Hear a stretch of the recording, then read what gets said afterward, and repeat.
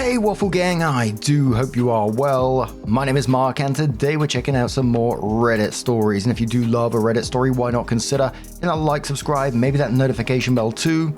And let's crack on with it. Now, today's video is a compilation video that's based all around neighbor drama. So if that's a thing for you, get involved. If not, I totally get it at the same time. So I just wanted to throw that warning out there. Thanks again. Let's get started. Much love. Today's first story comes from the True Off My Chest subreddit from Gorgeous and Acorn and says, I fell in love with my married neighbor and then I babysat his kids. Now I'm questioning my feelings. Okay, so first of all, I'm new to Reddit, so sorry if there are any mistakes or something. I obviously can't talk about this with any of my friends or my mum. But then I saw a Reddit post on TikTok and I thought this would be a good place to talk about this. I'm also going to post this in a couple of different places based on what came up when I googled best Reddits to post on for advice. So also sorry if this shows up multiple times. Finally, I know you're all going to judge me, but at least try to understand my side. Thanks. So I'm a 34-year-old woman, and 7 months ago I had a messy breakup with my long-term boyfriend. So I moved in with my best friend and her husband in a house we are all renting together. It was then that I met my neighbor, who I will call Kay. He helped us move our stuff into the house and I was instantly smitten. We live in the suburbs of a major city, so we both ended up taking the train into work at the same time each day. I knew Kay had a wife and kids very early on. He talked about them often and pictures of them on his lock screen, social media, etc. However, initially it started out as a very innocent, silly crush.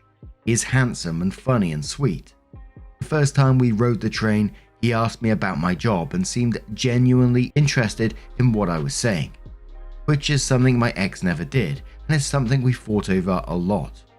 He's always doing things for his kids, like bringing home treats and stuff for them and staying on the phone with his older daughter the entire ride to work because she needed a pep talk before a school presentation. It was just so easy to imagine how lovely and attentive Kay would be with me because he is like that with everyone else. Kay has never said or done anything to imply that he has feelings for me yet, but we are genuinely friends by now because we talk on the train, which is about a 20-minute ride almost every weekday. I've never had trouble getting the attention of men, and with the basis we have already, I know that we could easily become something more. I also learned shortly after I developed feelings for him that his wife is someone I went to school with. And I was surprised because they are the polar opposites. He's funny, she is dry, he's exciting, she is cautious. He's a little dumb, she is very smart intellectually. Looks wise, this feels mean, but yikes. I just don't think that their personalities fit very well together at all, and I can easily see Kay getting stuck in a relationship because he's just so nice. The issue is that yesterday evening Kay knocked on my door and asked if I could watch his kids for a bit. This was of course no trouble, and I said yes right away. He told me that his wife had gotten into a car accident while away on a business trip, and because she is pregnant, he was super worried and had booked the next flight out to go see her. They don't have any family in that state currently, so he asked me to keep an eye on them for a few hours, while a family friend drove several hours to watch them at night. Now is the issue that came in. These kids were an absolute nightmare. There were 3 girls and the oldest was your typical bratty preteen times 1000. She was rude and didn't respect my authority at all, arguing with me about everything from dinner to who had to clean up to what movie she was allowed to watch. I even heard her call me a bitch under her breath a couple of times. The middle was rowdy and constantly wanted to play loud, messy games, even when I told her no. The youngest was mostly sweet and quiet on her own, but she joined in with whatever drama the middle wanted to create. It culminated in me agreeing to play hide and seek with the younger 2 and ended up getting locked out of the house. When I went back and tried to convince the oldest to let me through the back screen door, she pretended she couldn't hear me and put her headphones in. Thankfully, the family friend arrived a few minutes later and let me in, and then I went home. This makes me sad because before now, I would often dream about being a stepmom to Kay's kids one day because of how highly he would talk about them. Now I want nothing to do with them. But at the same time, this is further proof that Kay and his wife are not happy because children from a happy home do not behave like this. I just want to have a relationship with Kay, but I do not know if it's possible because his kids and I would not get along. And this is even before a potential divorce where their mother could easily get them to hate me. I really love Kay, and I know that we could have a beautiful relationship if I pursued this, but this has really shaken me. I just wish I had someone to talk to about this, but everyone in my life would judge me. Holy moly, that gave me some creepy vibes, man. It almost felt like to me she almost considers herself a part of the family, having this fantasy of being the stepmom already. Holy moly.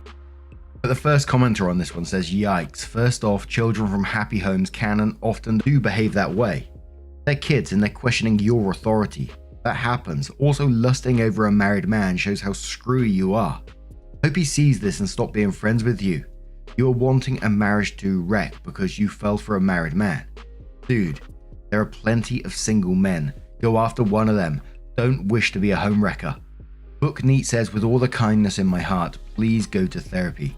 This sounds like it could indicate a serious mental health concern. You deserve to be mentally healthy, and you are not currently if this post is any indication. And one more comment from the autistic guy who says, based on your original post, which are now viral, I urge you to watch the YouTube channel for Dr. Romani, and then shares the link to Dr. Romani. MedCircle made a video with her which is an excellent breakdown on her specialization, and then shares another link and says it is notoriously difficult to treat because those with a condition are defined quite literally as a person who has an unreasonably high sense of their own importance, yet need and seek too much attention and want people to admire them. On top of that, people with this disorder may lack the ability to understand or care about the feelings of others. You sound very much like this. If you really think about it and agree, I urge you to get help. Otherwise, you may find yourself in this very situation again and again and again. What is the condition, you ask? Narcissistic personality disorder. It's got an extremely bad reputation, and those who have it often brush it off for both that reason and because, nah, it's you, not me. If that's the thought that immediately runs through your head when reading this, you probably have it, and you should probably ask about it. And then there was a comment which OP replied to, and then we'll cover the brief update after that. So the commenter said, honestly, it doesn't sound like you love him. You romanticize him and have this fantasy life in your head. In your head, you act like he would drop his wife and run away with you. You justify this belief by saying his children are wild, so it must be an unhappy home. Meanwhile, you completely ignore the fact that his wife is pregnant and he dropped everything to go to her. You say the kids do not respect your authority. It sounds like they barely know you and suddenly you're in charge. You are not their mother and will never be their mother. You think you will have a beautiful relationship with Kay if you pursued him. No, you wouldn't. He has a family that he clearly loves. Just because he is nice to you doesn't mean he wants you. I encourage you to discuss things with a professional because this isn't healthy. OP responded saying, how do you know whether or not I love him? Are you inside my head? You can love someone before being in a relationship with them. And just like I don't know for sure that he loves me, you don't know that he doesn't. You never know until you cross that bridge. I know he wouldn't just drop everything and run away with me. There would be months and even years of divorce court, custody arrangements, etc. if he decided to leave his wife. And before the comments come in, yes, I know there's no guarantee that he will do that, but Kay is a good, honest man. If anything were happen to between us, he would absolutely leave his wife because it wouldn't be fair to either of us. And he told me he believes very strongly in fairness. That's why I'm asking. I know this could be a messy situation if anything happened. I just want to know if his kids being difficult will make things worse. If it does happen, I want to know if the potential pros outweigh the potential cons. So OP posted an update in the form of like a screenshot of a text exchange. So Kay, the husband, sent a message to OP and says, wife and the girls are okay. Thank you for watching the girls. OP responded saying, of course, anytime, let me know if there's anything else I can do. To which the husband replies with a thumbs up emoji. Comes in sometime later and shares a link to the post about I fell in love with a neighbor, the post we just read basically, and then said, is this you? Because if it is, we need to talk. I promise you that I have absolutely no interest in leaving my family for you. I'm sorry if I ever gave you the wrong idea, but I don't see you as anything more than a neighbor. I don't think we should be friends anymore. OP responded saying, wait, can I call you? And that was the end of that. And absolutely, that is the right thing for the husband to be doing. But can you imagine being someone and coming across a post like this and knowing that it's about you? It will be absolutely terrifying. And this is a neighbor as well, so they're not automatically going to go away. And it gave me like real creepy vibes about someone like that who was living next door to you. And obviously there was a lot of comments as well with concerned about the behavior of the OP of the story. Let's face it, it's not normal behavior.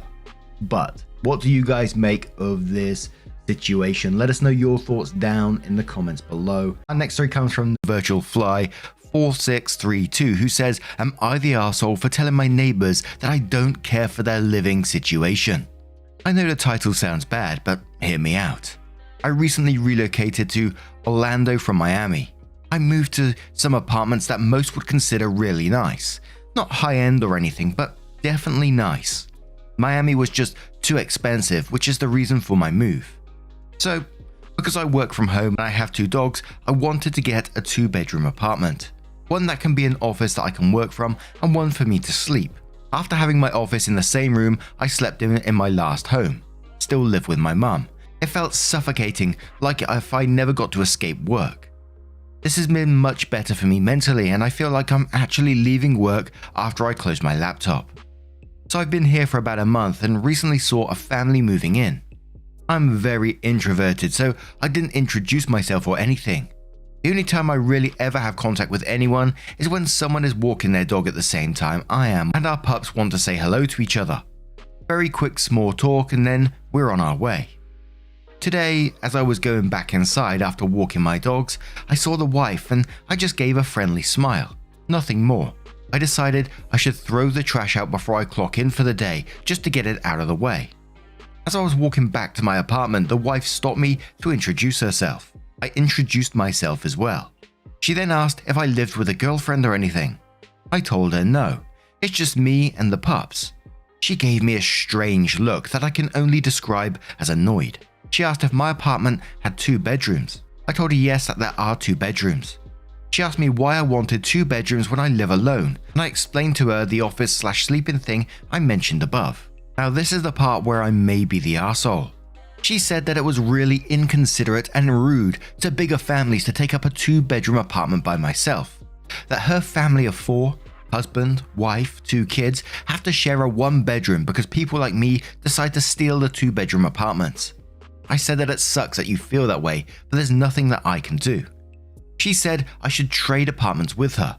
I thought she was joking, so I just started laughing. Not a nervous laugh or anything, but I just genuinely found her suggestion hilarious. I then said that a living situation doesn't concern me, and if she wanted a 2-bedroom apartment, she should have looked harder. She said she was going to report me to the building, and I said she should include report me to DeSantis, Florida's governor, while she's at it. I went inside and left her there screaming like a crazy person. Am I the arsehole?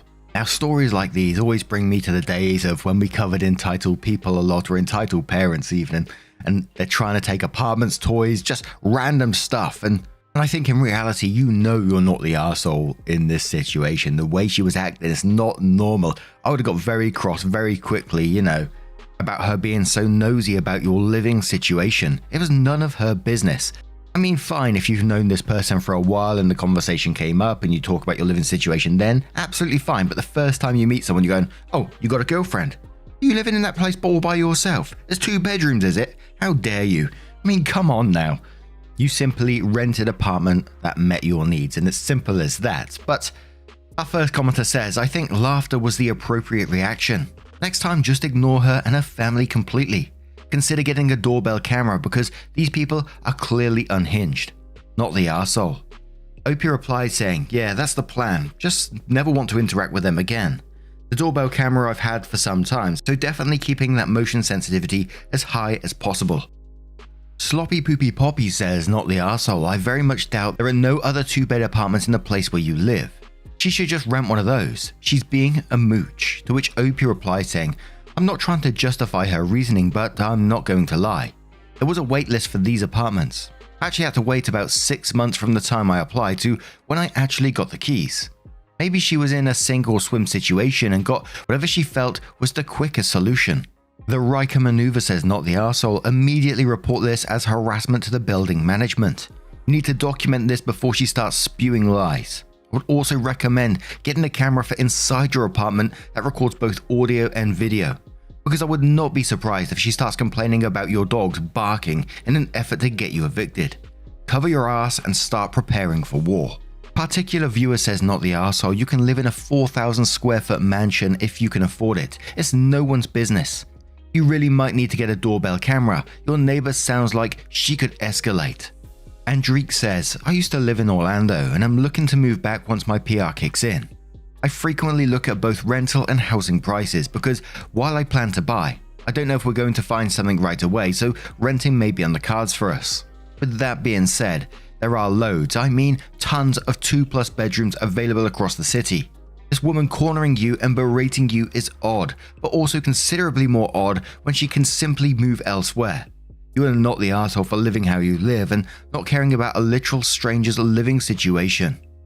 Now, we're going to move on to that update to find out what OP, or the other person, did next. So OP comes in with, first off, I want to thank every one of you guys for your messages and comments. I really did think for a moment that I may have been a dick to the lady, but I guess it's just a crappy situation due to the affordable housing issue going on. So to update you guys, I did not report her. Although she probably deserves it, I decided against it. She's probably some angry mum who more than likely had her back against the wall with everything life has thrown at her. Yes, she was being unreasonable, but I can imagine the stress of a parent is bad. This is not me excusing her, but trying to empathize. With that being said, she did piss someone else off. Not sure if it was the same reason as me, but I heard her screaming at someone else. I guess the guy she screamed at decided to report her to management. I haven't seen any moving trucks or anything, but I've only seen the husband and the kids leaving the apartment. It looks like life is going on as usual, but to avoid eviction after having her just moved in, I can only assume the husband has set some boundaries regarding her yelling at people. Sorry it's not as juicy as an update, but it's a crappy situation for her and her family, and she was probably stressed to a boiling point. Thank the guy that did report her though. The rest of the residents living here can at least be at peace without her craziness and entitlement. Now, what do you guys make of this situation? What would you have done? Would you have taken the road that OP did and tried to empathize with their situation, or would you have reported that immediately? Let us know your thoughts down in the comments below, and let's move on to another story. Our next story comes from one clone trooper from the Creepy Encounters subreddit. Ooh, spooky. And it says, for months I was confused why I kept finding long hairs in my house. Then I saw my neighbor coming out of my house. I'm a man in my 20s that lives alone on the very top floor of an apartment block. I've had short hair for the last 10 years of my life. The longest hair on my head is maybe an inch long, if that even. However, across my house I kept finding long hairs on the floor, like long brunette hairs, at least 5 to 6 inches, sometimes longer, and they would be everywhere, bathroom floor, in the shower, in my cupboard, in my kitchen, on old clothes, living room floor and sofas, etc, etc. I've been single since November and clean often enough that I'm certain it's not my ex-girlfriend's hairs. Plus, the color doesn't match anyways. She has solid black hair. These are more a light brunette. Plus, finding them in the places like the shower, where running water is hitting all the sides 5 times plus a week. Anyway, I waved it off as, well, I work with a lot of people and use the gym and bus sometimes, so naturally hairs are going to stick to my clothes. Well, one day, this past April, I finished my early AM gym session and got the call that I didn't have to go to work that day. So naturally, I start to walk home all happy that I have the day to myself. I'm on the 5th floor, the uppermost floor of the building, and the apartment is in such a way that there is only one apartment per floor. I start to hustle up the stairs and don't use the elevator since I'm sweaty from the gym anyway. Just as I whip a right to go up the last set of stairs from the 4th floor to the 5th floor, I see my neighbor's, on the 3rd floor, daughter coming down the stairs. We lock eye contact. We'd never spoken before, mostly because we've never had a reason to, but also because out of respect, I didn't want to make her uncomfortable since she's 19 to 21-ish and I'm slightly older. The most interaction we've had is that I've spoken to her mother and father before when bumping into each other on the stairs.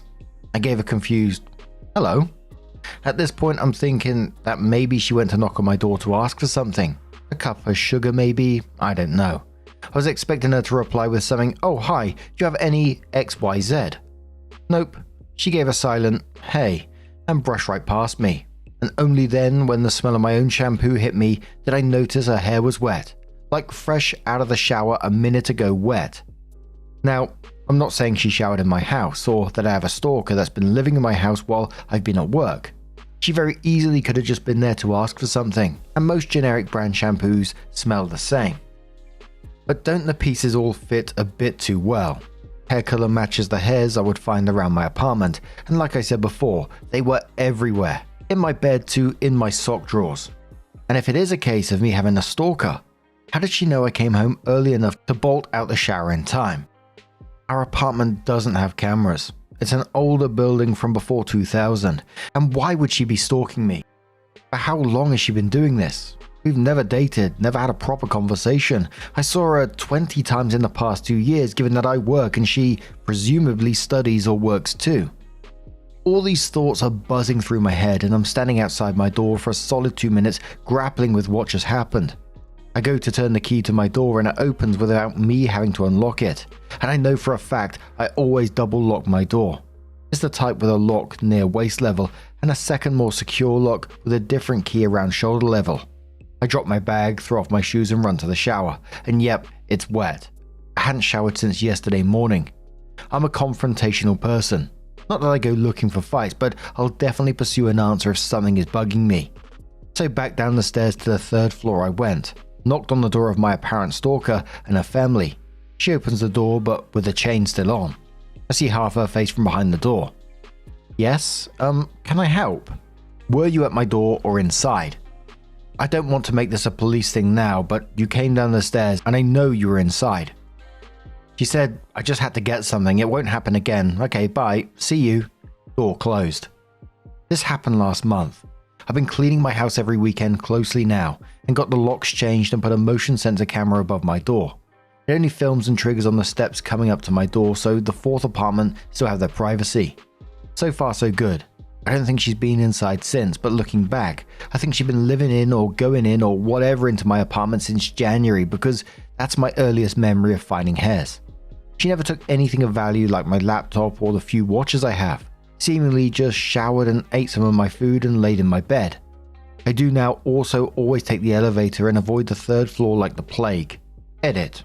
I'm not really worried about my safety because 1, I'm 200 pounds and do a lot of fighting training, and 2, the new camera has never gone off since installed other than myself triggering it when I'm home. Finally 3, I told the old retired husband and wife on the 4th floor that I suspected a robber was trying to break into my apartment last month. I didn't want to start spreading rumors and gossip and asked them to keep an ear out when I'm at work. I feel fine and safe, just creeped out, like my personal space had been violated. Edit 2. Someone DM'd me to check my coats and bags for AirTags as to how she maybe knew I was coming home earlier that day. I didn't have a lot of stuff, so I think I would have 100% found it by now given how often I clean. But I'll definitely do another sweep of my stuff.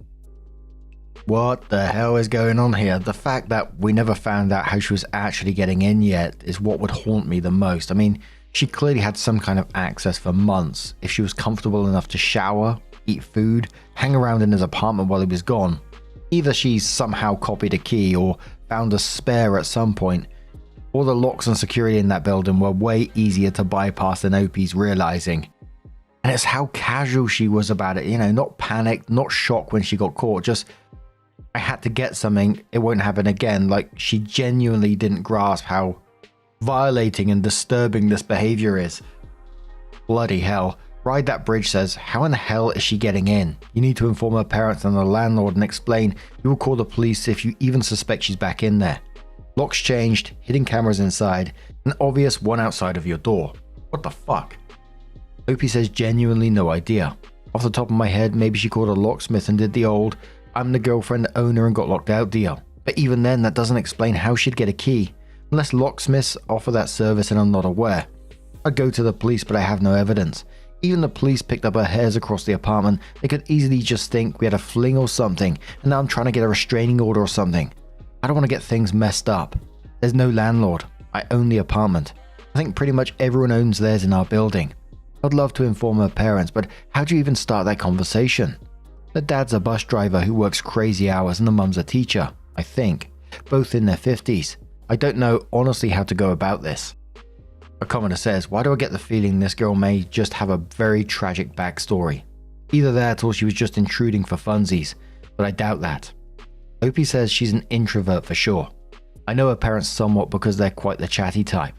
I'm pretty sure her dad's a bus driver and the mum's maybe a teacher. They're seemingly a very normal and happy and healthy family. The mum would always bring me cake on Christmas and stuff because she knows I live alone and I give them gifts from my travels. So really no clue that I can pick up on that she has a tragic home life. Commenter says, that's probably what time she always leaves. Imagine if you had caught her in your shower. Wild. Opie says I go to gym like 6 a.m. to 8 a.m. and work 9 a.m. to 5 p.m. ish. So I was back home around 8:15 a.m. ish that day. If that's the case, then she was waking up at 5:30 and waiting for me to leave. But why go through so much creepy extra effort just to take a shower at some guy's house? Commenter says, that's pretty fucking creepy. The tamest answer I can think of is that she has/had a thing for you. And instead of doing the normal person thing and talking to you, flirting experimentally, and maybe even asking you out if you didn't do it first, she opted for the very weird thing and started sneaking into your apartment when you weren't there. Opie says the one person I told this story to in real life is a female friend I've had since we were kids. She threw out a similar theory, especially when I said I noticed after my food would go missing and it wasn't me eating and forgetting. She suggested that maybe she was role-playing or something at my house. I mean, definitely creepy. But yeah, I think a text or a letter asking me to coffee may have been the more legal approach if she has a thing for me. Commenter says, is it possible she has a set of keys from the prior owner of your apartment? Sometimes neighbors leave keys with each other when they go away to water plants, feed animals, take mail in, etc. Or if you did change them when you moved in, did you ever lose your keys? Is there a window she could have gotten in through? However she managed it, she was probably using your place as her own personal getaway space from her family. I can't believe she'd have the guts to do that, and it's still super creepy to know someone invaded your privacy and it was in your home on multiple occasions. Opie says I moved in before a family, if I'm not mistaken, like a year beforehand, so I doubt they have any leftover spare keys from the previous tenants who I'd never even met. It never occurred to me to change the locks when moving in, mostly because I live in a small town that has like one mugging a year. Low crime, so you know. Window is impossible. I'm on the 5th floor and all my windows look out to the building, so unless she's like Spider-Man, it's not happening. I'm 99% sure now, following other comments, she went to a locksmith and maybe lied about ID or something to get some illegal keys. Bad enough she invaded my privacy, but she helped herself to everything in the house too, like even my bed seemingly. Commenter says, how many bathrooms are there per unit? Just one. Since she had all day but was caught going in the morning, I wonder if it started out with her and her parents needing the bathroom at the same time, and rather than just waking up earlier, she decided to use yours. When she got more comfortable, she started helping herself to your food, etc. Since someone like that would clearly have no boundaries. Opie says it's one per unit. It's insane if she thought that breaking into my house and making herself at home in my bedroom and kitchen via an illegal key was the better option than setting an alarm earlier. Commenter replies saying she's a weird teenager. Opie says pretty sure she's like 19 plus, just because her parents told me she graduated if I'm not mistaken, unless they were talking about a sibling I've not come across. Right, Opie comes in with what was titled their final update and says, hi all, update following my last post a week back about me catching my neighbor coming out of my apartment having used my shower. My cousin's husband is a police officer, so I went to him directly about filing a report. He came over to my apartment first as I gave him a visual breakdown of what happened on the stairs and changes odd things I'd noticed in my apartment since January. Primarily just hairs everywhere and missing food and how my door was unlocked that day. Though I did a thorough clean following the event on the stairs, my police friend was able to still find some hairs and so he bagged those up. I gave him my statement in detail and some dates best as I could. When I remember finding the first hair, when I first noticed food going missing, etc. Also, he advised me not to talk to the family, not even with a friend, to avoid any confusion or get lawyers involved or muddy the waters with accusations. With all that done, he left and came back 2 to 3 days later. He and his partner went to talk to the family on Sunday because they knew both parents would likely be home then. Long story short, she confessed to everything immediately and broke down in tears and apologized once my police friend brought up how 5 months of entering someone's house, even with keys, is still very much an offense, and she could easily end up with a sentence of some sort should I pursue it. And that sentence could very easily involve the inside of a jail cell, irregardless of if she stole something or not. I don't know how true this is. It might have just been my friend and his partner pressing and exaggerating for a confession, but it worked. They talked for an hour with her parents and her, all in the same room to get answers from her. Then the same day, he came up to mine with his partner and they gave me a breakdown. Answers to commonly asked questions below. How did she get in / have her own key? The locks on our doors are the type that use a code on the lock barrel that only the manufacturer or partnered / approved locksmiths have access to. She knew this because her parents got the locks changed when they first moved in, and in fact she used the same locksmith from all the way back then.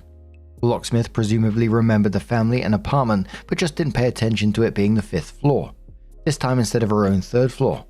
So he came over and took the barrel out, saw the code, went and made a set of keys, and done. I was none the wiser. Both my locks on my door are different brands, but presumably they operate in the same way, so having 2 locks made no difference. What was she doing in my apartment?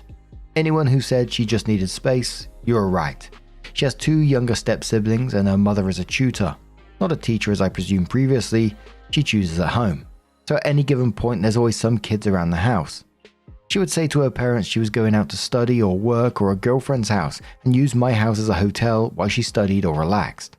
The reason she used mine was partly because she knew it would be empty, but also because my schedule was predictable, as I work an average 9 to 5 like everyone else, but leave the house at 6 to 6:30 to get the gym done too, and essentially gave her the house from 6 to 5. How long? My guess was right. It started in January, when she figured I'd broken up with my girlfriend at the time around November. My girlfriend would stay at mine when I went to work and back sometimes, so yeah, that would have been an interesting situation if they had crossed paths. So, how did she know I was coming home early that day, and that I wasn't going to work straight after gym like usual, so she bolted out the shower? Or on the days I didn't go to gym, how did she know not to come in? Twofold. Firstly, I go to a commercial gym in my country, and so they have an app.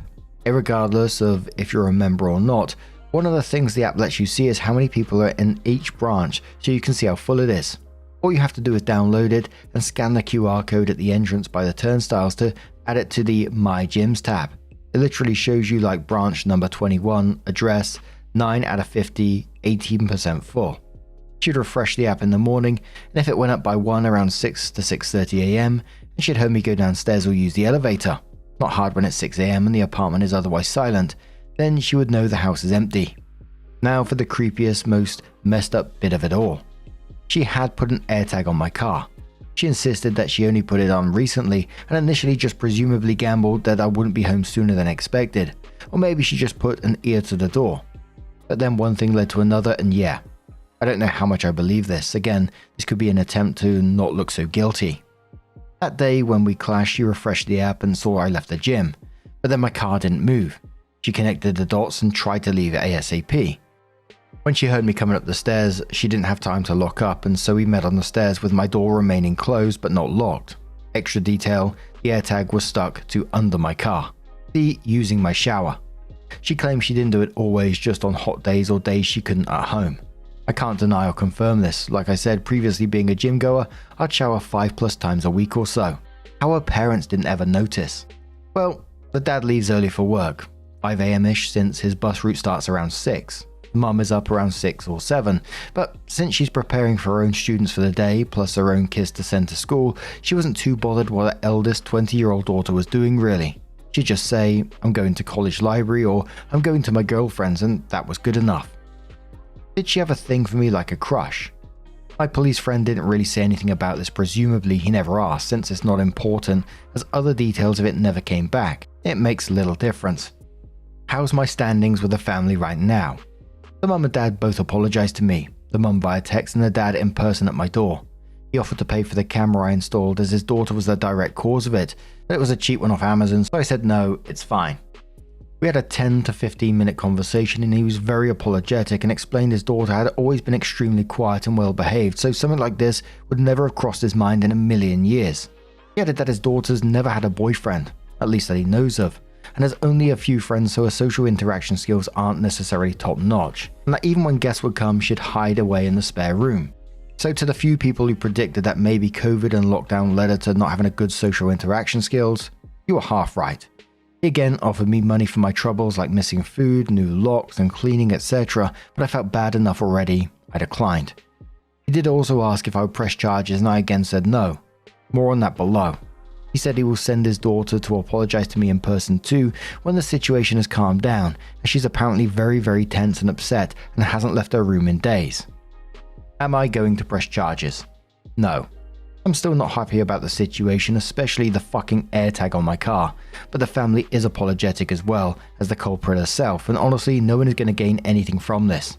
I would like an apology though, for anyone that cares about the extra detail. She got the AirTag as a gift a while back from her parents because she kept losing her stuff. Have I seen her since? No. She won't apparently leave her room and is terrified that I'll press charges, though presumably her family's told her I said I won't. How do I currently feel? Well, I was never especially worried or nervous, just really creeped out about the whole situation. It felt like I'd been a parasite host and somehow never noticed until then. I currently still feel a little angry, and a small part of me is thinking to seek revenge, but any revenge I seek, like money or slander, is truthfully going to impact the parents more than her. Do I feel bad for her? Truthfully, no. She's not 10. She's 20 or something and educated, so yeah, you should be remorseful, feel guilty and scared. Get over that hump and we'll talk. Plus, there's loads of spaces for young adults like public libraries and her college spaces. By no means was my house the only viable option. Finally, did she use my bed or wear my clothes? Believe it or not, yes, she did. Any advice I can give? Check your Wi-Fi devices. If I had checked that, I would have noticed her phone and laptop all the way back then. Obviously, my Wi-Fi modem is in my house, and so she helped herself to that. Again, it's one of those things. How often does one check their Wi-Fi devices? Truthfully, with all my family visiting me and their devices, I probably would have noticed one extra phone amongst the existing 10 plus, but I 100% would have noticed the one extra laptop. So let that be a lesson to all. And yes, I've removed their devices from the list and changed my password. Opie replies to a long comment and said, I don't feel bad for her. I feel bad for her family. I don't think she's a threat to anyone at this point. Her parents will most likely have her on a very tight leash from now on. 100% there's a mental issues at play here. That combined with her not really stealing anything or doing me any major harm makes me not so mad and vengeful. I'm not trying to be all macho. I just don't think the legal process is worth the effort. If anything happens again, her name's on file and the police have her noted down as someone who's committed breaking and entering. I suspect if as much as a toothpick goes missing somewhere and is reported, she'll be a suspect. A commenter says, when you first posted this, I thought she was an awkward teen. She's 20 years old. Personally, I would press charges so she sees how bad this behavior is. What if she uses the info she's gained doing this to you to do things like A. Rob somebody, B. Stalk somebody, C. Hurt somebody? She sees she can get away scot-free. This wouldn't necessarily hurt the parents more than her. She's a grown-ass adult. Opie says I don't think pressing charges is worth it. It's a long legal process and her getting a jail sentence isn't going to make me any happier or less violated. The parents and the police are aware of her actions, and so I'm sure she'll be on a tight leash and very well behaved from now on. Commenter says, why did she do this? Did she ever explain her motivations? Opie says too many kids in the house. She wanted her own space, and so she welcomed herself to mine. That's what she says at least. Take it with a grain of salt. Opie then responds to another long thread and says, not so easy that I've purchased this apartment. If I was only renting, I'd most likely be looking to leave. I put a camera on my entrance and everyone's aware now. Parents, police, me, some of my family and her. If as the camera triggers or I get even the slightest hint of her breaking in again, I'll rain down hell. But I don't think she has the guts at all.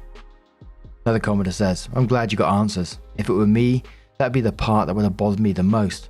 Very concerning behavior on her part. I think my first call would be to the locksmith to let them know what happened. Think about it. If the locksmith had not been so lackadaisical about it all, this would never have happened to you. Opie says my police friend spoke to the locksmith. He was meant to check for ID or proof of residence, I'm pretty sure, but didn't. So he got a visit from the police to let him know what happened, so he's more careful next time. And there was a lot of talk about it being, a deeply isolated or socially stunted person who's just crossing every imaginable boundary that there was because she wanted peace and privacy and escapism and all that kind of thing. Which, may be the case, but at the same time, this wasn't impulsive or harmless. There was a whole thought process behind this. She deliberately got keys made under false pretenses, studied his routine, tracked his movements with an AirTag, and repeatedly entered his home for months.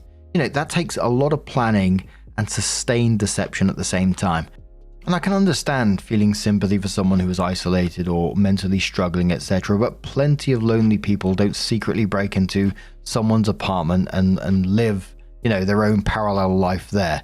The AirTag especially pushes it into genuinely alarming territory because that shows she knew exactly what she was doing and was adapting to avoid getting caught. And although OP said he would rain down hell if it had happened again, he was far kinder than a lot of people would have been, I think. Personally, for me, I would have struggled with that. Even if, she never intended physical harm or whatever, discovering someone had been secretly sleeping in your bed and monitoring your movements, that would completely throw me out. But how about you guys? How would you feel in that situation? Let us know your thoughts down in the comments below. Our next story comes from RKD101B. Oh, guess what subreddit is posted in? Say it with me, guys. Tree law.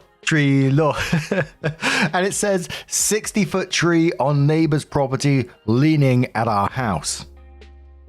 It starts off. Relatively new neighbor was outside. I asked the owner's wife if they'd be willing to remove the tree as it is leaning and uprooting towards our house, even stating that would be willing to cover some of the cost. She said she's aware of the danger and would talk with him and get back to me. A few days later, she was outside again. I asked, and she said after conversation with her husband that it would be very expensive and was quoted $10,000 to remove. $10,000! I told her my wife and I would get quotes from different companies.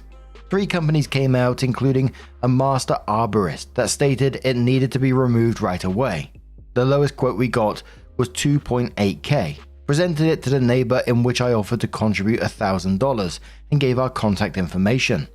The husband called me back that day and asked for more money, $1,200, to which I agreed just to get it done. A few days later, a group of people, including the neighbor, is in front of my property. I go out and ask what's going on. He says he has a guy who will get it done tomorrow. Tomorrow comes and goes. A week later I ask. They said the guy couldn't do it. It would be another week. A week comes and goes. Another week, etc. A month goes by. I see them outside and ask what's going on with the tree. To which they nervously reply with some BS about not sure if I would still pay. I said I would, including putting it in writing, to which he replied, okay, 1 week. Well, it's been 2 weeks past that and still nothing. I'm afraid it will fall on my house, endangering us, and don't know what to do. Mine's the one with the blue door. And then it shows an image. And for the podcast users, gee bloody whiz, that tree is leaning towards this house. I mean, it looks like it could go. I'm no tree expert, don't get me wrong, but if that was leaning towards my house, I'd be really concerned. I mean, you can see the ground at the bottom of the tree where it's lifting up. And again, I don't know the legalities behind this or anything. Is there no way you can force them to get this done quickly just because of the absolute danger that this could cause? I mean, it could literally kill your whole family, I guess, being crushed underneath that thing. A commenter says, I mean, maybe he just doesn't have the money. He just bought a house and he's trying to not start a conflict with his neighbor.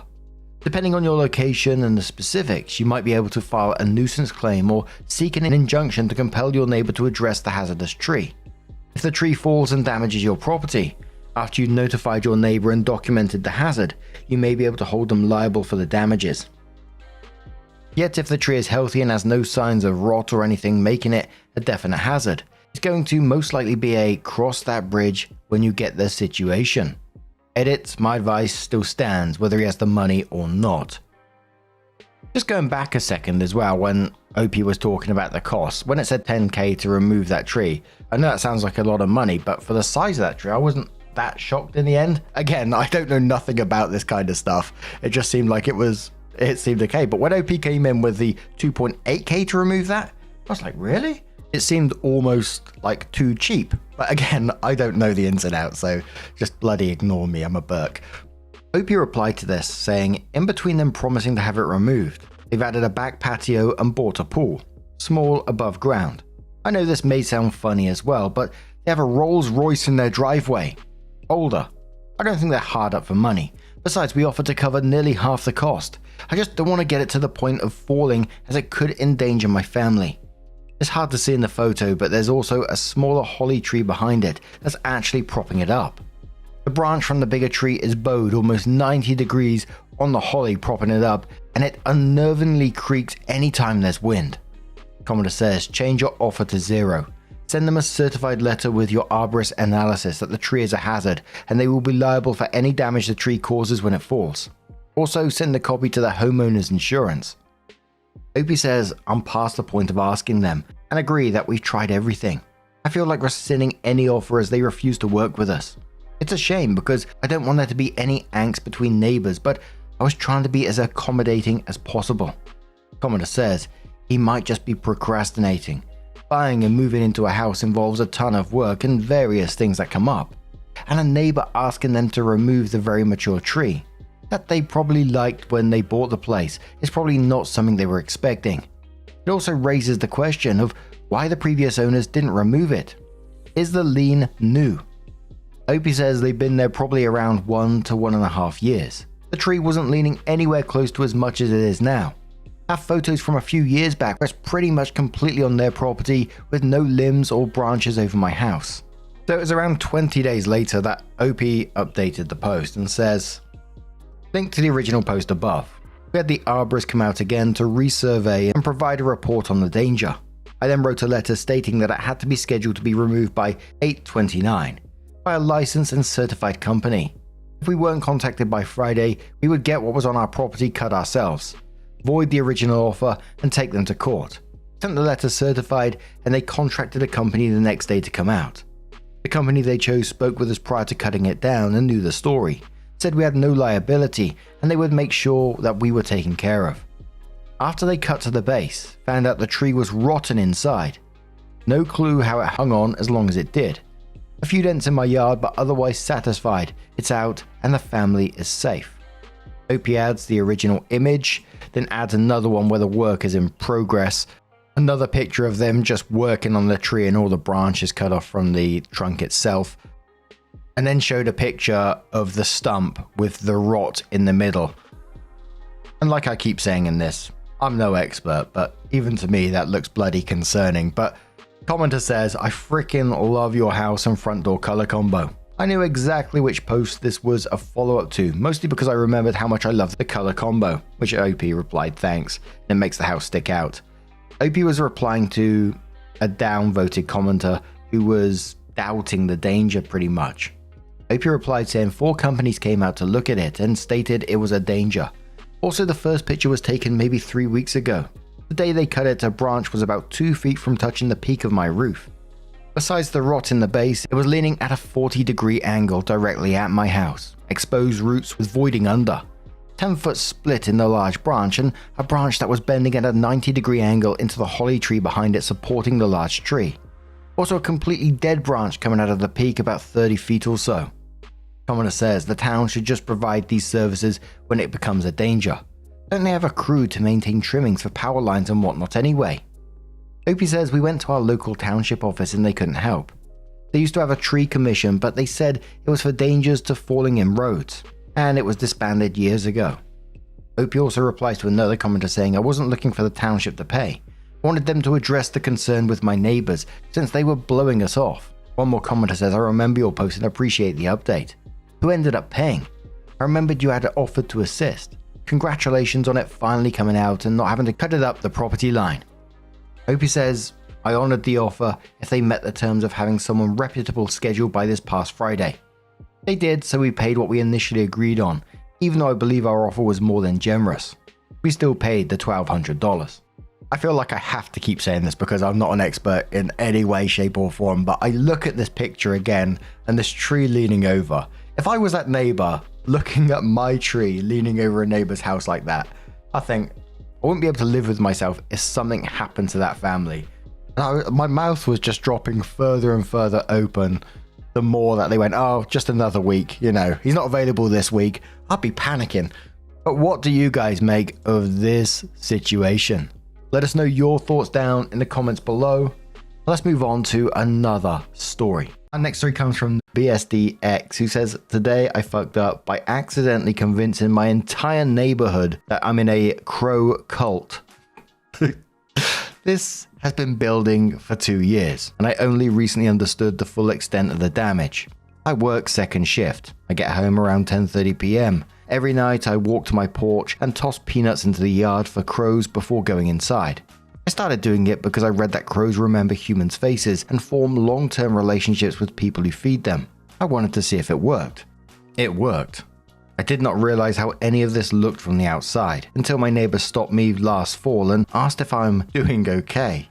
Apparently for 2 years, multiple neighbors have watched a man arrive home alone at 10:30 p.m., stand silently in his dark yard, and perform what can only be described as a ritual offering before disappearing inside without speaking to anyone.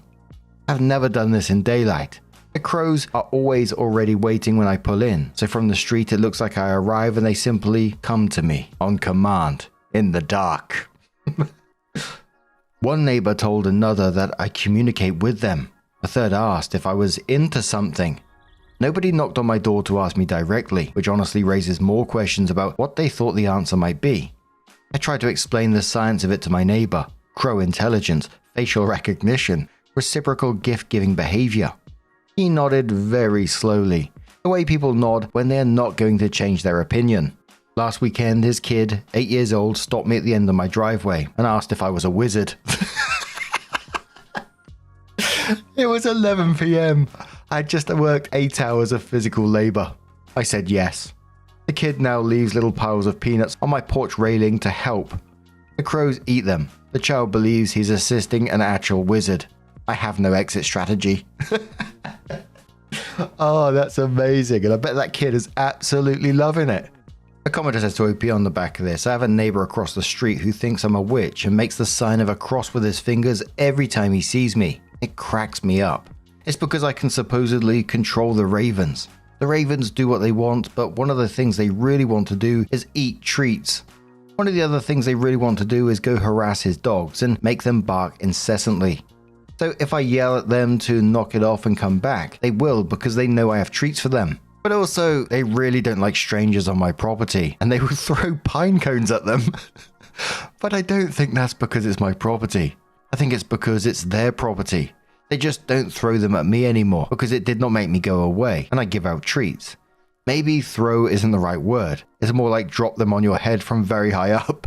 But if you're with me, they will behave, so maybe just don't trespass or come offering treats. I am so jealous. I want a gang of birds.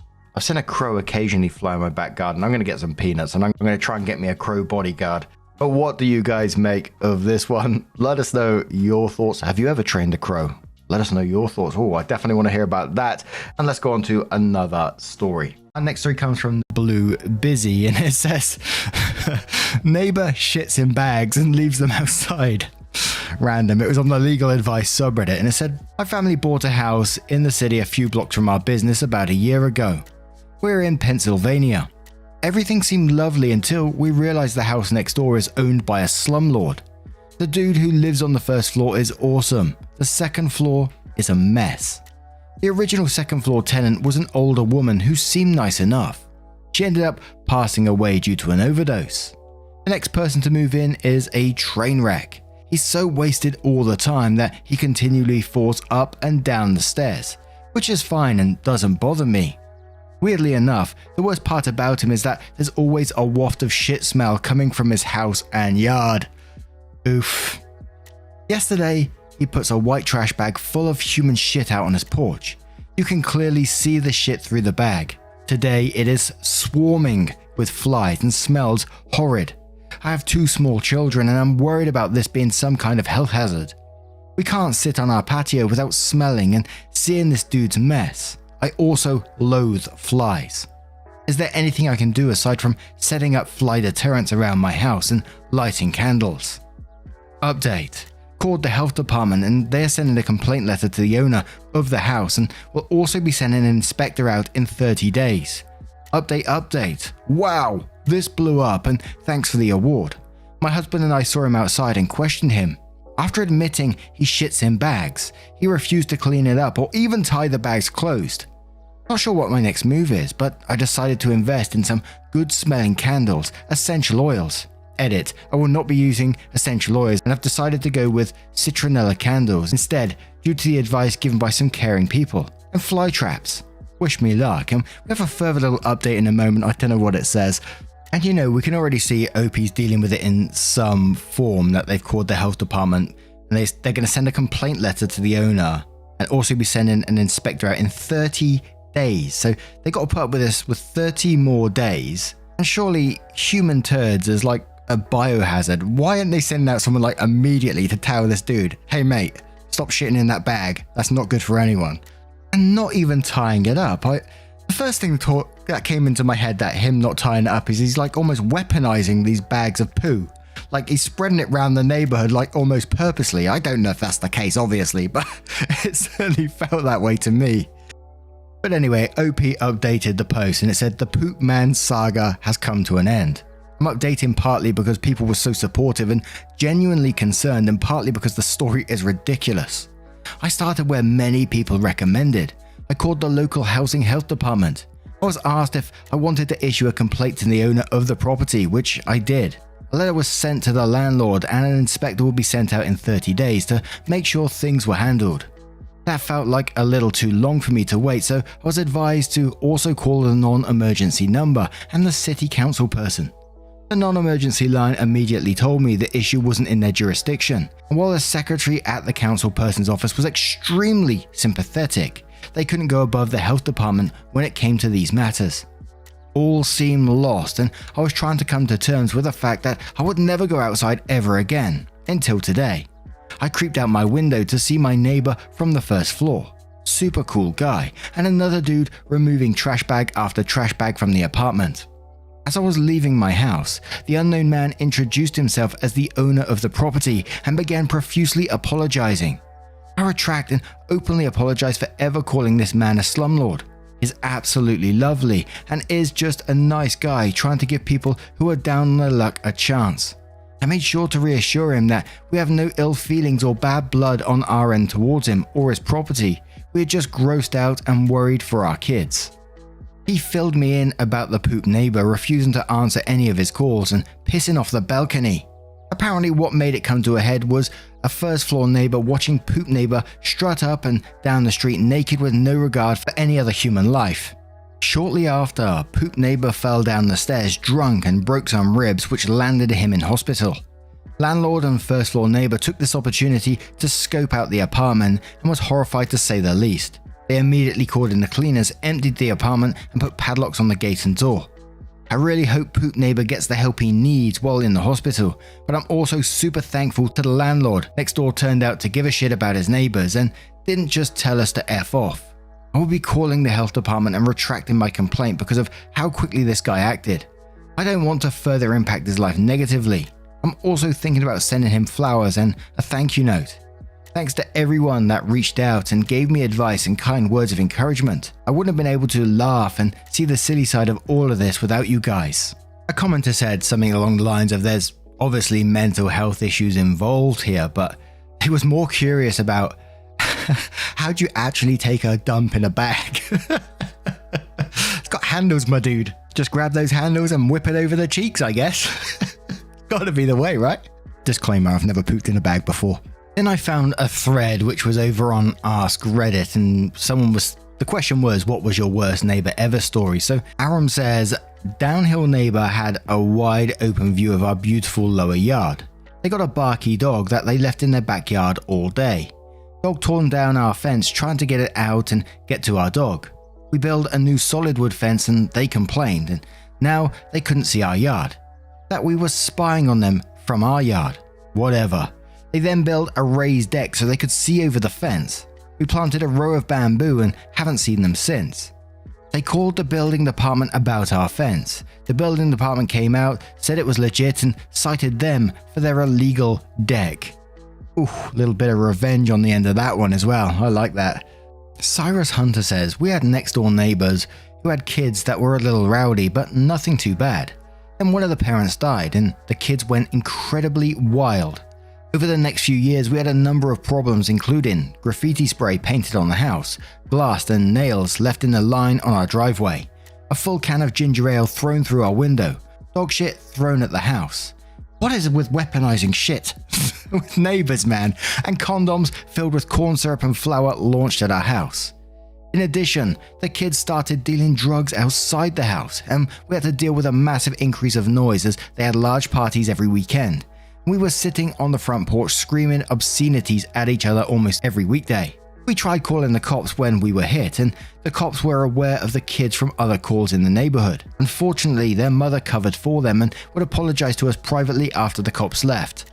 All the cops could do was give them warnings.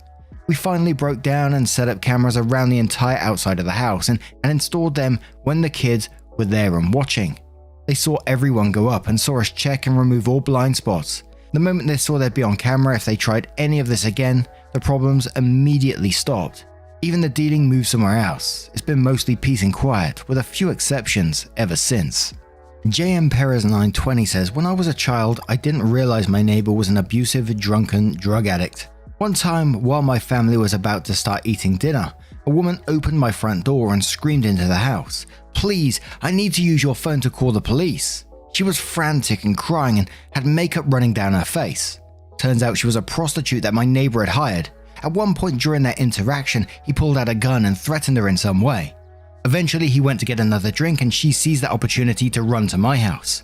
There were other times when I saw him doing pretty shitty things, but this one stands out as it was the first time I saw someone in fear for their life, and first time I saw a prostitute. So now I'm going to tell you about one of my little stories. I'm not sure if I told this one in the past or not, but anyway, you're going to get it again, so brace yourself. This one was when I was younger, 8, 9, 10, somewhere around there. You know, my life's been an absolute blur.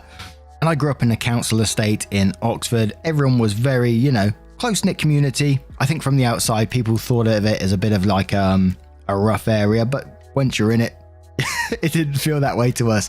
It was real close-knit in the fact that you could leave your front door open. People wandered in and out of each other's houses. If you want to go see your friend, I could walk into my neighbor's house and there was no problem with it. It was just the way it was back then. It's nothing like that anymore, and it changed over time around the area as well. It became less friendly over time. But there seemed to be like a high rotation of neighbors in there, and for the most part, all of us were a close-knit community in terms of friends. So there was like 8 of us who hung around together most days, and this new neighbor moved in. And I call the mum Sheila and the son James, and they lived pretty close to us, and she was like a single parent, so she was looking after him, etc., etc. And James come down to us one day, very brave of him to come down to a group of 8 of us and introduce himself, and all is around our age. Seemed like a nice guy at the time, getting involved with us, and for the first couple of weeks it was absolutely fine. However, we noticed a bit of a pattern of him, being a bit braggy, and things always had to go his way. He was always the boss of our games and would take over, and it started getting a bit frustrating. Like an example would be, we're playing marbles, and when we played marbles when we was younger, you hit each other's marbles, and if you hit it, you get to keep their marble. It was pretty ruthless like that back then, but we enjoyed playing it that way. James had some marbles himself. There were some bigger ones though, some real chunky, nice looking marbles.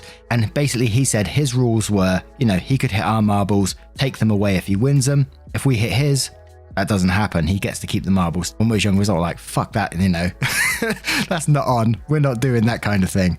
And that was just one example of it, but this happened many, many times. Anyway, one day he comes out with a new pair of boxing gloves. Don't know why he came out with them, but he did. And, he was like, anyone want to box, this sort of thing. None of us had boxing gloves or anything like that. None of us wanted to fight. And it was all like, nah. None of us got boxing gloves. And he says, well, one of you can defend while I hit you. And my friend, I don't know, I'm going to call him Rick, stepped up and said, basically, why don't you give me one of your boxing gloves and then we'd like fight one-handed. It's a bad idea. 2 kids hitting each other around the head with the boxing gloves. It was never going to end well anyway. But it happened. James basically got a hit round the side of the head, got upset about it, and walked off to his house. We don't know why he walked off, he just did. He was upset, he was hurt, went to his house and went to his mum. Then things just suddenly turned nuclear. She was like in a top flat, basically, so she lived above the ground floor level, and we was below her sort of balcony playing football at the time because that's where the grass area was. And Sheila, the mum, suddenly bursts out onto the balcony and she is screaming obscenities at us like, "You little shits, you just hurt my boy. Why did you do that? They were his boxing gloves." And it went on and it went on, and it was incoherent for most of it. But I remember those parts real vividly. And being the close-knit community it is, and bunch of nosy bastards all around the area, there were people poking their heads out the window, grinning, laughing and stuff like that. We just were staring up at this woman, you know, screaming at us youngsters, like absolutely going mental. And, you know, it didn't affect us that much. You know, we sort of grew up in an area with all sorts of drama going on all the time. I got stories about dealers, people that set their own house on fire, and that ended in tragedy, I gotta say. Little gangs that would turn up in the area looking for fights. There was all sorts going on all the time.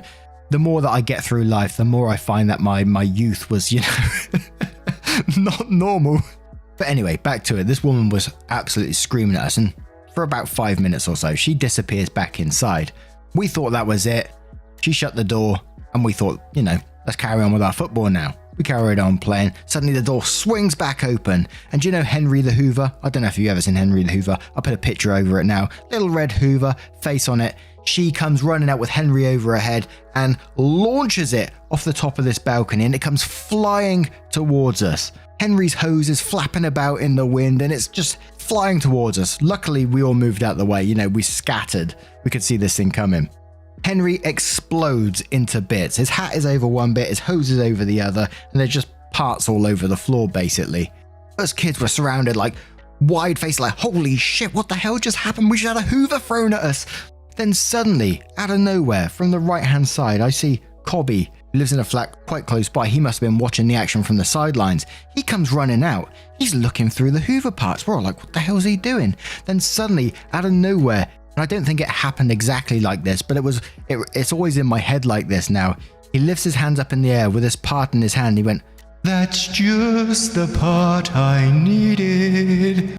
And obviously, it wasn't exactly like that, but he did say, "That's just the part I needed," and then went straight back into his house. It was so random and just made me absolutely burst out laughing. You know, this woman's still screaming up there. He's walking off with a Hoover part. Us kids are just like, what the fuck is going on? And that was pretty much the end of it, really. We didn't see her much after that. It was a couple of months and she was off again. Like I said, there was a high rotation of neighbors around there, and I think that's why I got so many stories about different people. But I do always cast my mind back to these people and wonder what they were going through. You know, there's no excuse for launching a Hoover at a bunch of kids or shouting obscenities at a bunch of kids. But looking back on my situation, and I remember people, we didn't really talk about mental health or anything back then, and you sort of do wonder what that person was going through at the time. As I said, I'm not excusing the behaviour, but I do think about it. But Ayla Knox says, our neighbours hate us after we got an extension built with full permission and council rejected their objections for not having enough light, because they'd converted the garage into a dining room with windows without permission. By mutual agreement, we removed the front part of the hedges because my parents felt so bad they wanted to do something for them. Neighbours decided to sue us and claim the entire boundary where the hedges were removed for themselves. Our houses were built 50 years apart, and our house had its own hedges and was a corner house before theirs was built. We also have proof of how the space looked before the extension was built and hedges removed, and the way it was built, most of it belonged to us from the start. I say sue because they started this problem to begin with and wanted legal action but refused to get a solicitor on the grounds of, why should I get a solicitor when you guys caused this? So we got a solicitor ourselves because my mum had been assaulted a few times and they were building walls and placing objects on the disputed space despite numerous police warnings. I've been assaulted myself. The wife has been charged. She's tried to run my mum over with her car before. We decided it was time to resolve it formally. It's been 3 years since this started. We're going through our solicitor and it's taken a long time, but we're getting there. We've been told to do absolutely nothing and just report and document everything, which is what we've done. We tried to resolve it ourselves, but it ended in assaults, so we won't even go near them. They won't cooperate because they believe they did nothing wrong. Every week there is some sort of commotion and we'll get harassed in some way.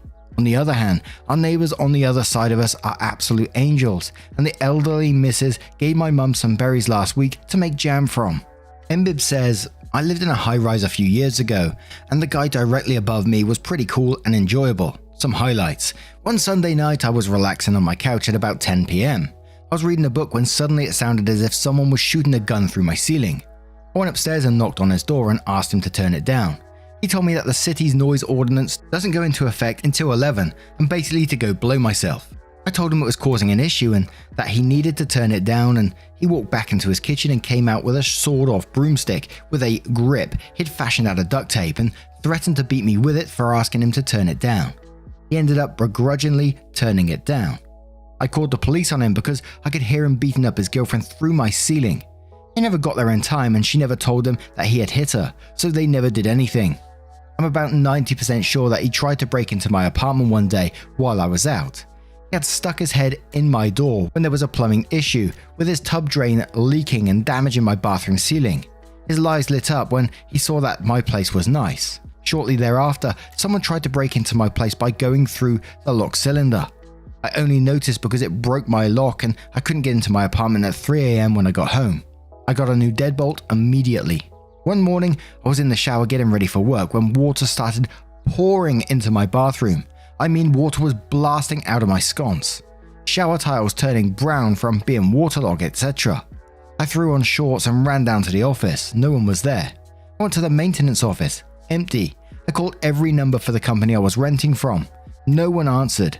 I went to the apartment above me where this was coming from. No one answered. By the time I got back to my place, the entire bathroom ceiling had collapsed and I had water damage visible in 2 other rooms and a whole hallway. I later found out that his junkie girlfriend had nodded off while filling the bathtub to do laundry. There was a giant goddamn laundry room in the basement, and the water was running full blast for a while as it overflowed. She destroyed my apartment and damaged a couple of $1,000 worth of my stuff. She admitted to exactly what happened. He came home and tried to talk his way out of it. The maintenance guy shut him down and told him he knew what actually happened and that he was basically boned. He then made a throat-slashing gesture at me in view of the head of maintenance. He got evicted as a result of the damage he did and the fact that he threatened to murder me by cutting my throat. He blamed me for his eviction, so he started vandalizing my car. He kicked off the side window, he slashed a tire 2 different times, he threatened to kill me one time when I saw him in a bodega in the neighborhood because he moved directly across the street when he got thrown out. Fuck you, Eddie, you piece of garbage. NOP supplied a picture of the damage that was done, and holy shit. I think that is the true definition of a nightmare neighbor right there. But what do you guys make of this one? Do you have your own nightmare neighbor stories? Are they crazy? Are they petty? Let me know over on r/Mark Narrations and share your nightmare neighbor stories there. I always love to hear them. Our next story comes from Hares Spiders. Meddling neighbor cuts down our trees because he hates them. We have neighbors on one side whose house is pretty close to ours, an older couple. We haven't talked to them much and I thought they were nice enough at first. But the husband has proven himself to be kind of a prick. I get why the previous owners planted arborvitae between the 2 properties. The biggest bone of contention for him is a huge blue spruce tree that is on our property but shades the side of his house, along with some tangly growth besides it, which is also on our property. That tangly growth also serves as a privacy screen during the summer, as it blocks the headlights of vehicles coming down the hill from shining straight into our first floor bedroom window. I liked having it there as it was green. There were a few other young trees along the edge of our property that offered shade and green and were generally nice to look at, in my opinion. Our neighbour is one of those retirees that is obsessed with his lawn, while we've got 2 kids and not a lot of time, so we like to keep things on our side from getting out of control, but nothing is manicured like he's got going on. So, a few years ago the 2 maple trees in our front yard are getting unruly, and some branches have started touching our roof. I called a tree guy to come by and trim them back on the house side as well as the sidewalk, as they were extending over that as well. No part of either tree extending to our neighbour's property. I was specific that I still wanted to keep as much of the trees as possible since the foliage shaded the house nicely during the hot weather. I was at work the day the tree guy showed up to trim the trees, as we agreed upon, and when I arrived home that afternoon I was shocked to find a whole lot of open space where green used to be, and spied our neighbour watching me from the window as I took it all in. As it turned out, meddling neighbour had used the same guy in the past and called him over from where he was working in our yard. He slipped him a few $100 to bush hog all the growth between our properties, even though none of it was touching his property and clearly on our side of his low stone wall, which effectively took out more than a 2-story high young tree that shaded my son's room upstairs and all the foliage screened from our bedroom. He'd also cut the maple tree facing his property way back on the sides, something I had specifically asked him not to do. The weirdest thing was a young tree on the property line had all of its branches lopped off and were left with what was essentially a 5-inch diameter, 15-foot high stump sticking out of the ground with nothing on top. Why it wasn't completely removed, I have no idea. I was pretty pissed off that neighbour had meddled in the first place, but even more so that the tree guy had done this without asking me first. Our neighbour had also asked tree guy to ask me if he'd be willing to go halvesies to take down the blue spruce as it was shading his side yard, a section about 2 feet wide and 15 feet long, as his grass wasn't growing as nicely as he wanted. I had a few choice words for the tree guy, and then as petty revenge we not only didn't take down the blue spruce, but we got 3 sections of ugly unfinished privacy fence and installed them about 2 feet back from the stone wall where the tangly growth had been. While my husband and a friend were setting the post, the neighbour wandered over and said to him, "Your wife's mad, isn't she?" And my husband replied, "Well, you made her cry, so I'd say so." The best part of it is that the tangle has grown back and it only grows on the neighbour's side of the fence, so we don't see it, but he does. Rather than come over and ask us to take care of it, and many other things he underhandedly tried to achieve, we would have done had he spoken to us in person. I caught him skulking around the gap, cutting stuff down last summer. I look forward to seeing him do it every year. I may even plant some raspberry brambles in there for fun. The giant stump has gone gangbusters and grown back with more than twice the foliage it had to begin with. I refer to it as the "fuck you Dennis tree." ETA for your amusement, here's "fuck you Dennis," and unfortunately the image is no longer there because I would have loved to have seen it. And there was a few comments of the ways of getting petty revenge that's like "wish I could read" said, "should have taken that tree dude to small claims court and gotten the cost of some new trees and maybe a big ass fence installed." And Ethan says, "Plant some bamboo on the edge of your property and watch the runners overtake his yard and yours. Probably still worth doing though. Put a walnut, sweet gum or crabapple tree on the property line and it will drop all their useless fruit into his yard." And Obsidian says, "I think if I was in your position I'd be very tempted to plant some poison ivy in with a tangly growth." And we'll have one more from Kurenai saying, "I love your story. If you want a cheap extra revenge that will consume yours and his yard, plant bamboo. That stuff takes off and will easily provide you the privacy you want and will constantly be growing and spreading. Just a warning, it's a real pain to remove if you don't like it." There was something that was taken over in the UK a couple of years back. I imagine, people still have issues with this. Is it knotweed or something, like Japanese knotweed or something? And apparently that's a real pain to get out your yard and just kills everything. I'm not sure though. I'm no gardener myself. But wow, yes, I enjoyed that one. And we'll move on to another Nightmare Neighbor. And our next story was an Am I the Arsehole post, but it does involve a nightmare neighbor as well. And it's from Ollie Clark, who says, "Am I the arsehole for installing solar panels that reflect into a neighbor's house?" There's a fairly long backstory here, but it's relevant to the post, so bear with me. Our neighbours over the back bought their house a few years ago and proceeded to almost completely demolish it and rebuild it much larger. We were fine with that. There was a lot of noise and dust for a couple of months, but it was only temporary. As part of the rebuild, they installed solar panels on the roof, high-level security floodlights, and lots of windows. This is relevant later. This was all fine except for one of the security lights shone right into our house. Next time I saw them, I asked them if they could angle it down a bit so it wasn't shining into our house. They moved it a bit, but it still shines in. We got used to it. The solar panels and windows also reflect the sun into our house from time to time. That's to be expected if you live near other people. Houses have reflective surfaces on them. Then they asked if they could remove our hedge and plant a new one on their land. I agreed because, to be fair, our hedge was a bit old and badly maintained, so there was no boundary between our garden and theirs. Fine, but their dog kept coming into our garden and leaving little presents, and their kids kept knocking balls in and trampling our flower beds to get them. I mentioned this to them, they apologized, but nothing really changed. I didn't bother mentioning it again. They then asked if they could trim one of our trees that was overhanging their garden. I agreed and offered to do it for them, but his brother is a tree surgeon, so they said they wanted to do it. Fine.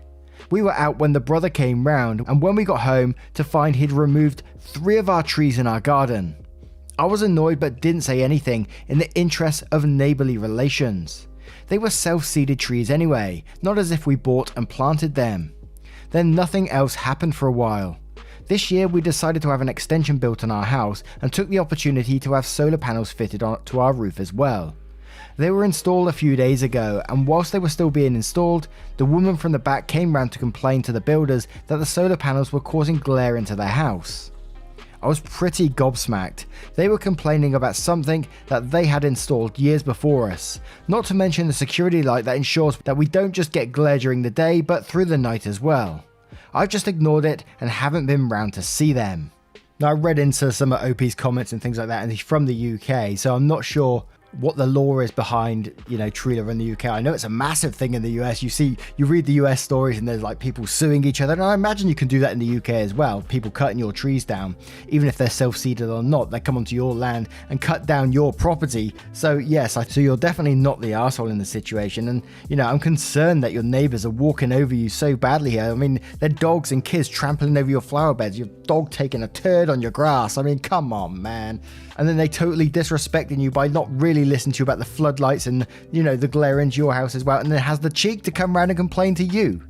No, I think they need a little taste of their own medicine. I'm going to say not the arsehole in this one, even though we're covering Nightmare Neighbours. But we'll cover some comments anyway, with Charlie Blackwater, who says, not the arsehole, time for you to start saying no. Get yourself a 6-foot privacy fence and start standing up for yourself. And Gin Trouble says, not the arsehole, but please stop being such a doormat for your neighbours. It's not good neighbourly relations. They're running over you like a Mack truck and you apologise for being in the way. The more leeway you give them, the more they will take. And Female Is says, not the arsehole, they can buy blinds. I would also recommend a good fence around your property so they don't use squatters' right to annex part of your yard. And Murder says, not the arsehole, and look up tree law. Them cutting down your trees could have resulted in an expensive fine for them. You can point this out and remind them that you have been reasonable. Remind them that they need to replant the hedge. And Rivka says, not the arsehole, but you need to stop agreeing to the things they ask to do. And we'll have one more from I'm Hiding saying, not the arsehole, but, in quotes, they moved it a bit but it still shines in, we got used to it. Then again saying, I mentioned this to them, they apologised but nothing really changed. I didn't bother mentioning it again. And quotes one more time saying, I was annoyed but didn't say anything in the interest of neighbourly relations. And then just says, you're letting them walk all over you, man. Now, what are your thoughts on this one? What would you do if you was in this scenario? Let me know in the comments below and we'll move on to another story. And our next story comes from Beatralicious. I think my neighbour belongs here. So my SO and I moved into a house where it and the neighbours were both up for sale, not realising that they both hated each other and this was a factor in both being up. When I moved in, the neighbour, I call her Karen, next door was friendly, even offered to help us clean our house, which we politely declined. We put up cameras immediately as there was some crime in the area, and we had them before as our places had been broken into previously to moving into this property. Karen didn't like that. It caught her dog as she let it out daily to defecate on our lawn twice a day. She wouldn't let it go out. She would go back inside her house and call her dog in a few minutes later. I initially picked up the dog waste but quickly got annoyed. Their dog would also pee on the lawn and create giant burn patches which would cause other neighbours to complain, including Karen. So I went to talk to them. I was polite, but they thought it was crazy anyone would have an issue with this, and as an excuse, offered that they'd never seen it happen. Yeah, because you purposely go back inside to not see your dog pooping. It kept happening. So one day I returned their property. They weren't happy, but after this they watched their dog and picked it up after it went on my property, but left it otherwise. My grass also grew back after I reseeded and didn't have any further burn marks. Turned out it was Karen's dog doing that too. They often leave the dog off the leash and it causes all kinds of trouble, but mainly with others. It chases cyclists and nearly causes crashes with them and vehicles when it runs into traffic. It often lunges at other people's dogs and sometimes creates problems as they try and control their dog while one chases them. It will bark all day at nothing and everything. They can be right beside it on the deck and they are perfectly happy listening to it bark. Fine. Except, then their daughter and her friend started throwing rocks at our house and windows. Big rocks. Caught on cam, I went over again, spoke to the dad. Call him David. He said he would take care of it, and shortly after their daughter came by and apologised with a smirk on her face. Then, out of an abundance of pettiness, they moved in more family and had them always parking their cars in front of our house, leaving the spot in front of theirs open. Always. This displaced our guests, but we did nothing. What could we do? Their actions were rude, but legal. This continued for a month until my SO suggested that maybe I was cynical and it wasn't being done on purpose to be disrespectful. She then put a note saying something to the effect of, if you could park when possible in front of your own address instead of ours, it would be greatly appreciated as it displaces our guests. This went over about as well as you can imagine. Karen immediately upon hearing about the note parked her normally garage kept car in front of her driveway and half in front of our grass to ensure our guests were still displaced, but to make a point, and also just to show extreme childish levels of maturity. When my SO left the house to check the mail, Karen, who had her car parked for hours with her and her daughter taking turns to watch for either of us, made a beeline for my SO and aggressively and vaguely threatened her by saying we would be neighbours for a long time and asking her repeatedly with chest puffed out, "So, this is how it's gonna be." She also made sure we knew that she had called the city and they told her that we didn't own the street. Yep, no kidding, Karen. Not at all what the note said. The next day, our guests parked in front of our house. Karen went to their car and started to film them up close and became aggressive. These people were confused as to why someone was being so confrontational. If Karen and her kin can't park there, nobody can. We later got a call about this and confirmed it on our house cameras.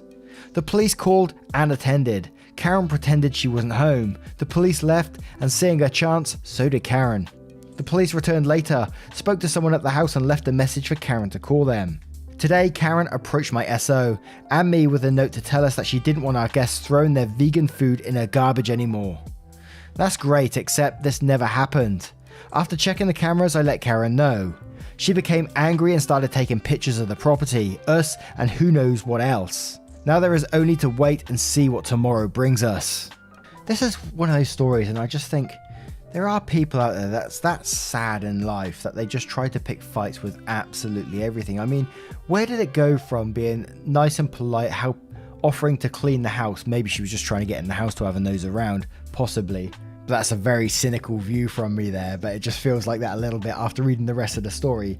But yeah, for her to go from that to then being absolutely a repulsive neighbour, it must just be a very, very sad existence to live like that, mustn't it? I mean, come on now.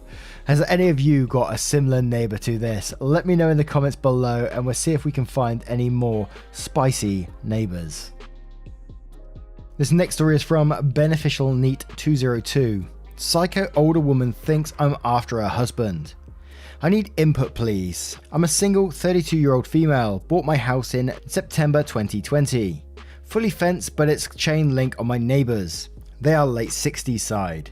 She thinks I'm after her husband because I've spoken to him 3 times. Even told me I'm disrespectful for talking to him about mulching the property line and apologising for my dog's barking. She has been stalking us, waiting for us to go outside, and then she goes in her back porch and cusses, threatening my dogs. This lady used to baby talk to my dogs and now she threatened to shoot my dog on 6/16. Then she waited for me to go outside at 5 AM to walk my dog and she threatened to shoot me if I ever walked onto her property or walking by it. 6/18.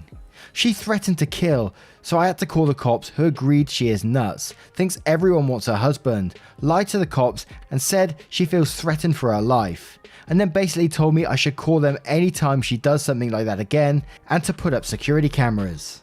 That evening, I came home to a cardboard sign on the tree facing my house that says, "Private property, keep off, this is from her husband." Lol. Then she called the cops on 6/20, reporting my dogs are running at large and she feared for her life. They are always either leashed or in the backyard. Oh, those cameras I order, the fucking irony. They were delivered today, but the Amazon person delivered it to their house and she won't give me my package to me. What the fuck? I put a letter in her mailbox asking she give it back, so tomorrow I may have to call the cops to go over and ask for it. This is insane, y'all. Why on earth would I be after her old fat husband? Ugh. Edited 6/25. I know I need to call the cops. I know if I don't, it's like letting her win and she will continue to be rude and ridiculous. The fact that I have to resort to calling the cops makes this so upsetting for me. When I called the other day, I offered them muffins and coffee because I felt so ridiculous calling about my neighbors. Damn, I don't get it though. When there's someone like threatening to shoot others and the cops already know about it, can't they take away the weapons or anything like that? That's what I never kind of understand these ones. That's a threat to life. Surely there's more that's got to be done. Wow. And this next story is from International Sky 800. Husband tried to talk to the new neighbor again. Our new neighbor moved in last October. We had been friendly with the previous owner. He'd always been kind and looked out for my son and me. He didn't have time for a pet and loved to spoil our 2 German shepherds and would like to talk to our cats when he'd see them in the windows. When my husband moved in, they became friends as well. When he was selling, we worked with a realtor to let the prospective buyers know we had 2 large dogs and even let them out in our backyard so they could meet them. So when the new neighbor's parents bought the house for him to live in, we assumed there wouldn't be a problem. We were wrong. He's been so unpleasant, threatening my husband and our dogs, pointing cameras at our house and backyard, staring at me in my home office from his porch, removing feeding dishes from our property. We have a county certification to manage a feral cat colony. Installing spotlights pointed at our bedroom that are so bright they may be interfering with the approach path to O'Hare Airport, and calling animal control about all things he believes we are doing illegally. When animal control explained that we're completely within our rights in the feral cat colony, work is actually something she encouraged us to do, he still insisted that she file a report. We decided that day to install our own cameras and to install the tallest fence we could as soon as the ground thawed in the spring. For the most part, we just ignore him. I see no point in engaging with him. My husband though thought he could find some common ground and tried again this week. He told the troll that we don't have to be best friends, but our houses are 10 feet apart, so we should all try to be pleasant. He even offered to help him trim his tree in the backyard. Troll's response was that he didn't move 3,000 miles to ask for help. He went on about how he has a lawyer ready to sue us over the illegal stuff we're doing, like having a heated cat shelter on our property behind bushes and retaining a wall, but he's too poor right now to do it. He also mentioned that his house is too much work and we're making his life too hard. Our village told him to stop digging out a parking pad next to his garage without a permit when they did the inspection on our new fence, but this is our fault somehow. So he's probably going to sell in 3 years. I guess we're going to continue to ignore him until June of 2024. I think my husband is done trying at this point. The neighbours on the other side of him have decided to move after 30 years because they just want to retire in peace. The rest of the neighbours are just perplexed that someone can come into a community and expect everyone else to bend to him. It's just a shame. You can see why his parents shipped him off then, right? It's like the other story I was talking about. I don't understand how people can have this attitude. You move into a place and you get some lovely neighbours like OP here, who's already warned them about their dogs and said they're willing to let their dogs come out and meet them. If I had neighbours like that who said, "Do you want to come around and meet my dogs?" I'd be like, "Hell yeah, I'm coming round." And then they're offering to help with like maintenance on the house and all this kind of stuff. I just sound like absolutely lovely neighbours. I would love that community. And then this person who just taints it all. It's absolutely disgusting. Oh dear. So it is a shame. Like OP said at the very end there, it is a massive shame. I just wanted to say a huge thank you for being here today, getting involved in the stories. Your love, your support, your time, as always, is absolutely amazing. Thank you so much for what you do. Absolutely amazing. And I'll see you in the next one. Take care and much love. Wake up, get up, stretch my legs, eat some breakfast, milk and eggs, brush my teeth up, wash my face, throw my clothes on, start my day. Wake up, I can smell the smoke from the bacon. Let's go, see the sun shining from the windows.